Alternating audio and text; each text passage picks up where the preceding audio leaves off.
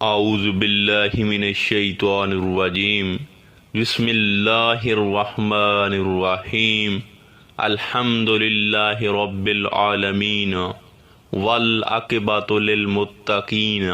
والصلاۃ والسلام علی رسولہ محمد وآلہ واصحابہ واہل بیتہ اجمعین۔ ہمارا آج کا موضوع خاص مرشد کی 4 اقسام پر ہے: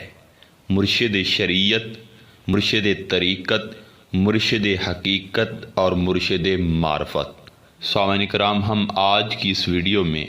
آپ سب کی خدمت میں پیش کریں گے کہ مرشد شریعت، طریقت، حقیقت اور مرشد معرفت کون ہوتا ہے، ان میں فرق کیا ہوتا ہے اور ایک طالب کو کس مرشد سے رجوع کرنا چاہیے۔ سامعین محترم، آج کا یہ موضوع انتہائی سمجھنے سے تعلق رکھتا ہے، کیونکہ بعض لوگ بغیر یہ جانے کہ یہ مرشد شریعت ہے، طریقت ہے، حقیقت ہے یا مرشد معرفت ہے، اکثر دھوکہ کھا جاتے ہیں اور اپنا وقت برباد کر کے پھر اس راہ سے بھی مایوس ہو جاتے ہیں۔ اب بلا تاخیر ہم اپنے موضوع کا آغاز کرتے ہیں۔ سامعین کرام، حضور سلطان العارفین حضرت سخی سلطان باہو رضی اللہ تعالیٰ عنہ فرماتے ہیں کہ راہ فقر اور تصوف میں 4 قسم کے مرشد ہوتے ہیں: مرشد شریعت، مرشد طریقت، مرشد حقیقت اور مرشد معرفت۔ آپ فرماتے ہیں کہ مرشد شریعت وہ ہوتا ہے جو طالب کو اسلام کے بنیادی ارکان یعنی کلمہ، نماز، روزہ، حج، مال کی زکوٰۃ وغیرہ کی حقیقت سمجھاتا ہے اور ان ارکان کا اس کو پابند بناتا ہے، اور طالب مولا کو مقام شریعت پہ یہ درس دیتا ہے کہ وہ شیطان کے شر کے خلاف چلے، معرفت کا حکم دے، اللہ تعالیٰ کی نافرمانی کرنے سے شرم کرے،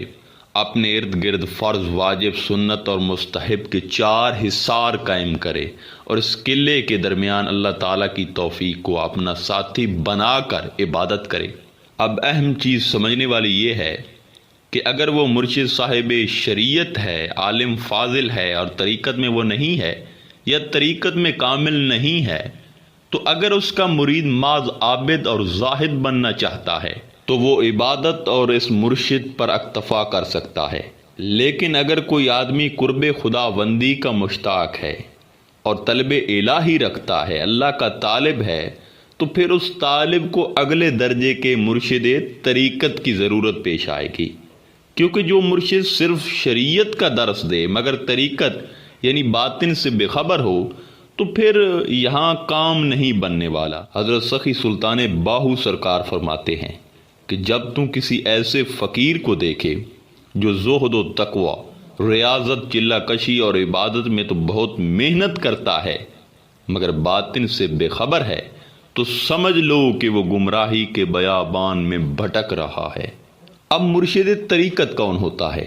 دیکھیں، حضور سلطان العارفین رضی اللہ تعالیٰ عنہ فرماتے ہیں کہ مرشد طریقت وہ ہوتا ہے جو طالب کی گردن میں اللہ کی بندگی کا طوق ڈال کر اسے دونوں جہاں سے بے نیاز کر دے۔ سامعین کرام، دراصل مرشد کامل، مرشد طریقت طالب کے باطن کو پاکیزہ بنانے کے لیے سالک کی تربیت اس طریقہ سے کرتا ہے کہ اس کو دنیا کی حقیقت معلوم ہو جاتی ہے، اور یہ مرشد طریقت اس کی روح کو دیدار کا سبق پڑھاتا ہے، اور روح قدسی جب اللہ کے دیدار کی لذت پا لیتی ہے تو دنیا کے فانی اور وقتی لذات اس کے لیے بے معنی ہو جاتے ہیں، اور انہیں پانے کی تگ و دو کرنے کی بجائے وہ روح اللہ کا زیادہ سے زیادہ قرب حاصل کرنے کی کوشش کرتی ہے، اور یہاں طالب کے دل سے مال و زر کی ہوس نکل جاتی ہے۔ اللہ کی رضا کے سامنے دنیا کی ہر شے اسے ہیچ نظر آنے لگتی ہے۔ وہ اللہ کی رضا کی خاطر عاجزی و انکساری اختیار کرتا ہے، اور اللہ کی محبت اسے دنیا کی خواہشات سے نجات دلا کر دوسروں کی محتاجی سے خلاصی عطا کرتی ہے، اور وہ اپنے رب کے سوا نہ کسی سے کوئی توقع رکھتا ہے نہ کچھ طلب رکھتا ہے، بلکہ اس کی عاجزی و انکساری اور اللہ پر اس کا مکمل توکل اسے ہر حال میں اپنے رب سے راضی رہنا سکھا دیتا ہے۔ وہ نہ صرف لالچ اور حرص سے نجات حاصل کرتا ہے بلکہ وہ اپنے رب کے سوا کسی غیر کا خوف بھی دل میں نہیں رکھتا۔ یوں اسے کوئی طاقت غلط کام کرنے پر مجبور نہیں کر سکتی، اور وہ جان لیتا ہے کہ قرب خداوندی سے بڑھ کر دنیا و آخرت میں کوئی مرتبہ نہیں، اس لیے دنیاوی مال و دولت، منصب و تکریم، شان و شوکت اس کے لیے کوئی معنی نہیں رکھتے۔ لہذا یوں مرشد طریقت کی مہربانی سے نہ صرف اس کا باطن درست ہو جاتا ہے بلکہ ظاہر بھی درست ہو جاتا ہے۔ آگے ہے مرشد حقیقت۔ سامعین کرام، حضور سلطان العارفین فرماتے ہیں کہ مرشد حقیقت وہ ہے جو طالب کو جان باز بنا کر اپنے ہاتھوں سے اپنی جان لینا سکھا دیتا ہے۔ سامعین کرام، مرشد حقیقت طالب کو اپنے رب کے وصال کا سبق دیتا ہے، اور اس سبق کے بعد طالب کی روح اپنے اصل مقام یعنی روح قدسی کے مقام تک پہنچ جاتی ہے، اور وہ اس دارالامتحان سے واپس اپنے اصل وطن یعنی عالم لاہوت میں کامیاب لوٹتی ہے۔ اپنے رب تک اس کامیاب واپسی کو صوفیاء کرام نے حقیقت موت سے تعبیر کیا ہے، اور موت قبل ان تموت، مرنے سے پہلے مر جاؤ کی اصطلاح کے ذریعے بیان کیا ہے، یعنی جسمانی موت سے قبل ہی جسم اور زمان و مکان کی قید سے آزادی حاصل کر لینے والی روح قدسی اپنے اس دنیا میں آمد کے مقصد کو پا چکی ہے، اور موت قبل ان تموت کے مرتبے پر فائز ہو کر اپنے رب تک لوٹ چکی ہے۔ ان للہ و انا الیہ راجعون، بے شک سب کچھ اللہ کی طرف سے ہے اور اللہ کی طرف لوٹ کر جانا ہے۔ یہ اللہ کی طرف لوٹنا جسم کی موت کے ذریعے نہیں بلکہ نفس کی موت کے ذریعے ممکن ہوتا ہے، جو یہ مرشد حقیقت سبق پڑھاتا ہے۔ اقبال نے اپنے اس شعر میں موت کے اسی روپ کو بیان کیا ہے۔ موت کے آئینے میں تجھ کو دکھا کے رخ دوست، زندگی تیرے لیے اور بھی دشوار کرے۔ آگے ہے مرشد معرفت۔ سامعین کرام، حضور سلطان العارفین فرماتے ہیں کہ مرشد معرفت وہ ہوتا ہے جو طالب کو اللہ تعالیٰ کے اسرار کا رازدان بنا کر صاحب سرہ بنا دے، یعنی مرشد معرفت طالب کو اللہ کی معرفت سے مشرف فرما کر اس سے محرم راز بنا دیتا ہے اور اس پر پوشیدہ بھید عیاں کر دیتا ہے، طالب کو یہ مقام منفرد تک پہنچا دیتا ہے۔ دیکھیں، مقام منفرد وہ مقام ہے جہاں نور محمدی نور الہی سے جدا ہوا تھا، یعنی مقام حاویت۔